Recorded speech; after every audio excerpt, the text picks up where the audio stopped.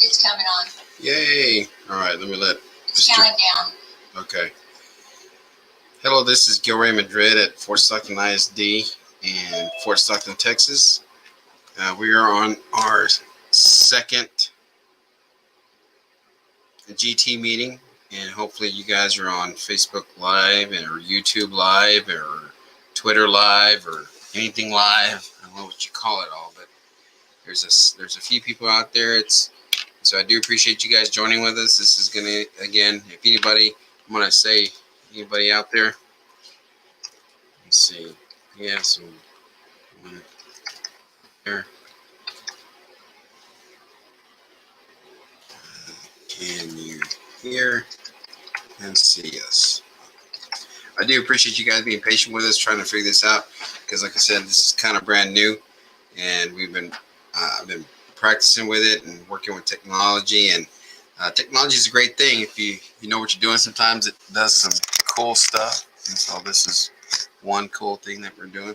What we're basically doing, thank you very much, Robbie and Genevieve Melendez. Thank you very much. She said hi and yes, so thank you very much. You can hear us and see us. The next thing that I'm going to do is I'm going to share a screen through Zoom this time, because the last time I shared a screen through StreamYard, and I didn't realize that the administrators on the meeting couldn't see it. They could just see me, I guess, or they're a blank screen. So I'm going to share it a little bit differently. So I may ask you if you can see the slides or you can see the PowerPoint presentation. And so let me switch over to that. And thank you for you guys being here today. I know hopefully you're staying warm and being safe, and things are working out. Thank you for being patient with the schools as we kind of weather the weather, here in Fort Stockton. And shout out to all the principals, directors, custodians, and maintenance people for doing all they did to make things work in their campuses and their buildings. We have a lot of things going on, and our buildings, for the most part, are doing pretty good. We have power now in all our buildings. Apache was the last holdout, and Ms. McAllister called this morning and said she had power. So good job to her people out there trying to do the very best they can with what they can, and our maintenance people who are making sure we still have heat and water and gas in our facilities as well. And shout out to the city for having those utilities up and going still. Some towns are having struggling with that, and the city of Fort Stockton is not. So that's one good thing. So with that being said, I'm going to go ahead and take off. I'm going to share a screen through Zoom, and hopefully I'm going to need some help from some of you guys to say yes, it's there, or no, it's not there. So let's see here.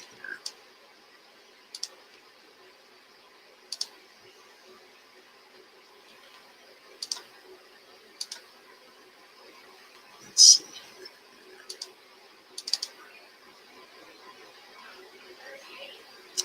All right, I'm going to need a little bit of help from you guys. I don't know what you're looking at, but can somebody tell me what they're looking at? Seeing the presentation. You guys are seeing the presentation? Yes. Or are you seeing a screen? A desktop? Yes. Okay, what about? There's your presentation. There's your slideshow. You see the slideshow now? Yes. Let me see what StreamYard sees. On Facebook, it's not showing. Oh, there it comes. Yeah, it's a little bit slow sometimes. I'm thinking, all right, so I'm hoping everybody sees that. So I'm gonna move this over. So I believe, so I think we're okay then. So our slideshow, yay, we got slideshow up on both places. So the administrators, are you guys seeing the slideshow too? Yes. Yay. It's the slideshow, but it's not in presentation mode. Yes. You see,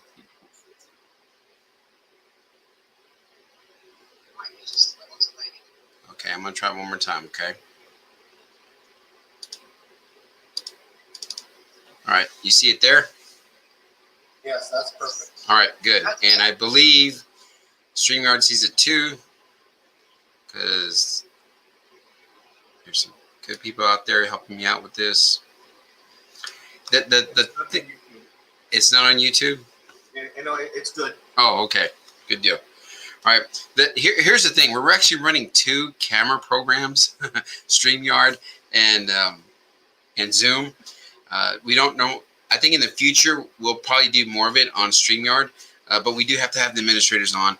But then you have to use a different program to kind of sync that as a camera. So it all works out. So Beth Cox Kincaid and Miranda Nicole and Robbie Genevieve Melendez, thank you for helping us out and getting us all worked out on how it needs to be. So I'm going to go through this meeting real quick. If you have any questions, you can ask them, whether you're on YouTube, Twitter, or Facebook. You can ask those questions. So that's the cool thing about this. You don't have to be a part of the Zoom meeting. You can just ask questions wherever you're at. And we can do it simultaneously on 3 different social media websites. So, okay. Again, this is the second meeting of the GT Gifted Talented Parent presentation. Okay. Again, thank you for your interest in the Gifted Talent program. We have one more meeting on Saturday at 10 o'clock in the morning. Again, they're just strictly informational meetings. They're just information to give to our parents, our community, just to let them know that the program does exist and it's out there. And if you have any questions, we can hopefully answer them best we can. If it's a campus-specific question, we can do that as well. These are our websites where we try to put things on our social media and our website. So if you have any questions, that's usually the best place to go to, besides the campus information as well, as far as meetings are concerned and any other information. Again, this is a state district definition, state and district definition of Gifted and Talented program. This number here just basically means it's in law that we have to, that it is part of what schools have to do. So this is just the brief definition. I'm not going to spend a whole time on this because it's a lot of legal words, and sometimes it makes, sometimes it's just words that sometimes people don't really fit together. So we added some slides in to kind of help figure out what a gifted child is and what a bright child does. Okay. And so again, our definition is a little bit shorter and smaller, but it is in sync with what's at the state as well. It defines gifted and talented learners as those students who excel or have the potential to excel in an intellectual, creative, and/or specific academic field. And then as students who participate in services designated for gifted students will demonstrate skills in self-directed learning, thinking, research, communication, as evidence-based development of innovative performance that reflects individuality and creativity and are advanced in relation to students in similar age, experience, or environment. It's a little bit easier. If you read the law, it is a few pages long, so we just kind of condense it into a statement or a paragraph to kind of help out, get a better understanding. The next few slides are the ones that I think are the most important for parents to understand about what gifted learners are and what a bright childs are. Every child is amazing. Every child can do amazing things. Some are gifted, and super gifted, and some are really hardworking, and every child is amazing. So this just kind of gives people some advice, some research that was done from a magazine. And in the Bright Child, in the magazine that I just referenced back here, Bright Child Gifted Learner, a bright child knows answers to questions, where a gifted child asks questions. Bright child is interested. Gifted child is highly curious. Bright child is attentive. Gifted child is mentally and physically involved. They have to be doing something. They all have to be always moving something with their hands, moving around. And the crazy thing, and maybe it mentions it later, it may not seem like they're paying attention, but they're paying attention and listening to everything you're saying. They have good ideas. Bright child does. And gifted children usually have wild, crazy, silly ideas. Bright child always works hard. They're always working hard. They're teacher pleasers. And a gifted child sometimes doesn't seem that way because they like to play around, But yet they test well. They can repeat everything you said. They know exactly what's going on. And sometimes they can come across as a discipline problem. But in reality, they're really listening. They just have to be moving around. Bright child answers questions. And then gifted child will answer the question, but more importantly, they'll discuss details about that answer to the question, and they'll elaborate on it and tell you their version of the answer. Bright child is alert, and a gifted child is keenly observant. They're always paying attention and listening, even when you don't think they are. A bright child is pleased with their own learning, and a gifted child is very critical of themselves. It's almost like it's never perfect, you know. And so those are some descriptions of a gifted child as opposed to a bright child. Here's some more. Bright child is usually in the top group. A gifted child is beyond the group. A bright child listens with interest. They learn with ease. They learn things 6 to 8 repetitions of mastery. They understand ideas. They enjoy their peers, grasp the meaning of many things, and they complete their assignments. A gifted child is a little bit different.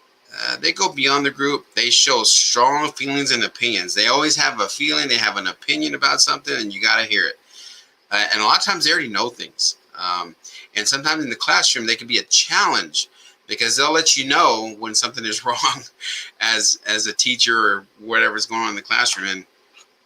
And as a band director and substituting in classes, I had some of those kids. And I just had to admit, you know what, you're right. I made a mistake. I'm sorry. It's this, you know, and you just own your mistake and go on. They don't take a whole lot of repetitions for mastery. You know, they don't take up a whole lot for that. They do construct abstractions. They prefer adults because their thinking is at a higher level than usually their peers.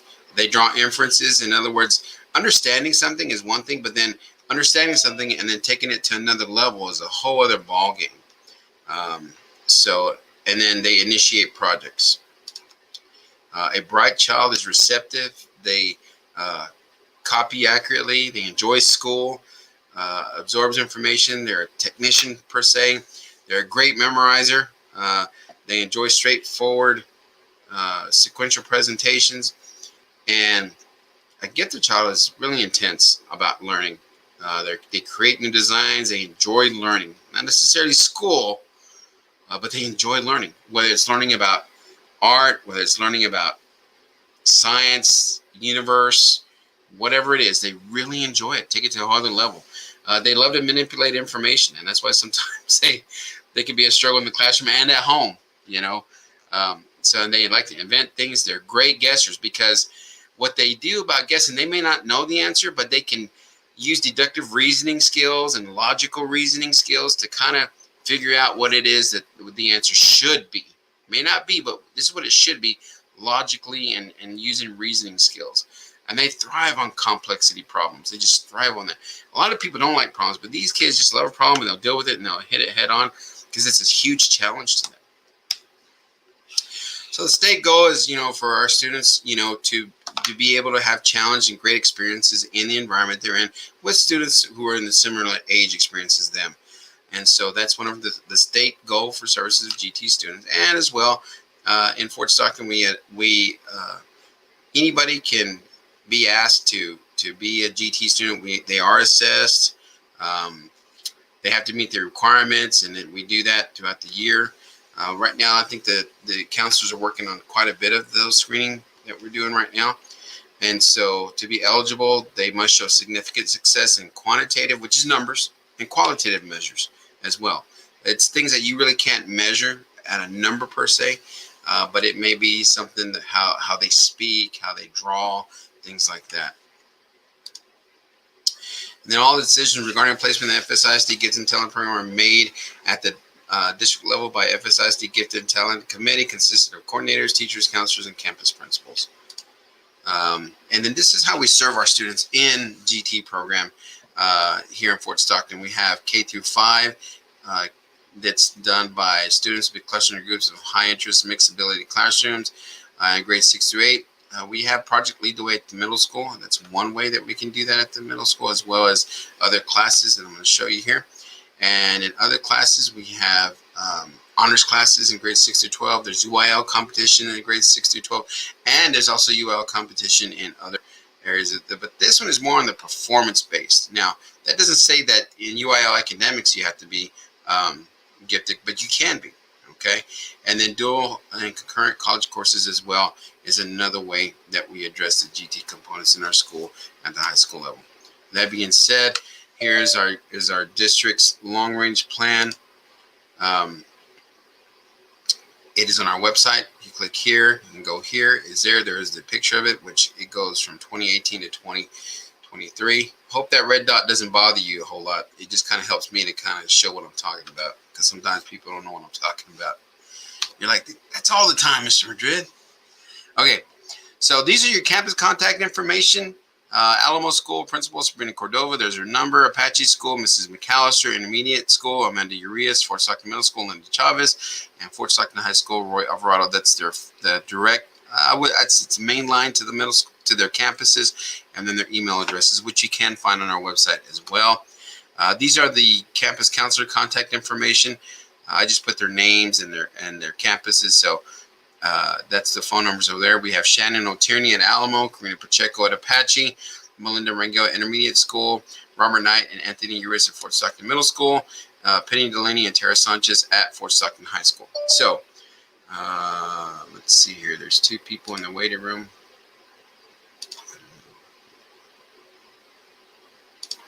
So sorry about that, guys. I probably need to let Omar, next time what I need to let you do is let you be a co-host. That way I can have you let him in and out. So here's some parent resources. Texas Education Agency has their GT website, Texas Association of Gifted and Talented, the National Association for Gifted and Talented Children. And then we have some great resources for parents. If you have a kid that's just bored and they want to learn almost anything on any grade level at an extremely quick rate, more than 1 or 2 repetitions, if it's and they got it, Khan Academy is a great resource. It is a free resource. And Khan Academy, if you've ever looked at it, it is a gentleman who is very knowledgeable of a lot of things, and so he just helps spread knowledge from different grade levels, different subjects, for you name it, it's there. And then there's Texas Gear Up, which is another resource here in Texas. This is, again, the campus contact information. And each campus has more numbers, so I just, sometimes if one of the lines is down, which happens sometimes, you have other numbers to contact. Each school has at least 2 numbers. Some have more, depending on the campus and how many different offices they have. And so that's why that is like that. Outside of that, I want to thank you for your privilege of time and your patience. Thank you for being with us today. If anybody has any questions, you can put them in the Facebook live chat, the Twitter chat, the what's the other one? Facebook, YouTube. Sorry. I'm going to wait a little bit longer. It's been about 18 minutes and 30 seconds.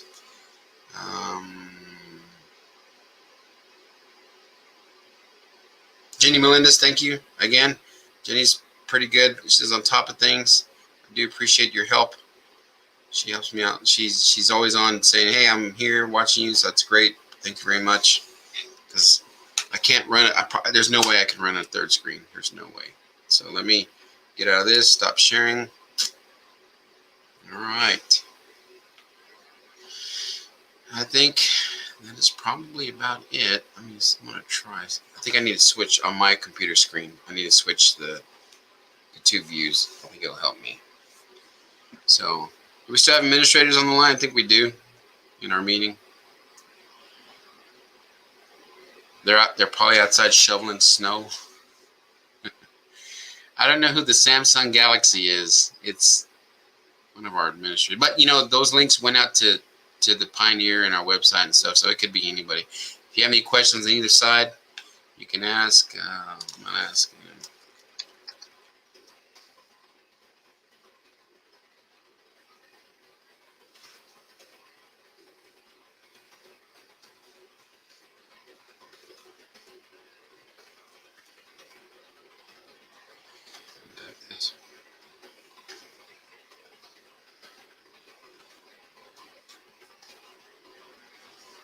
It's so cool because you can. I need to share the screen on this side so you can see what's going on. We have about 19 people on. Facebook is the one that's got the most. There's one YouTube, nobody on Twitter. So All right, I think we're done. So I'm going to say thank you again.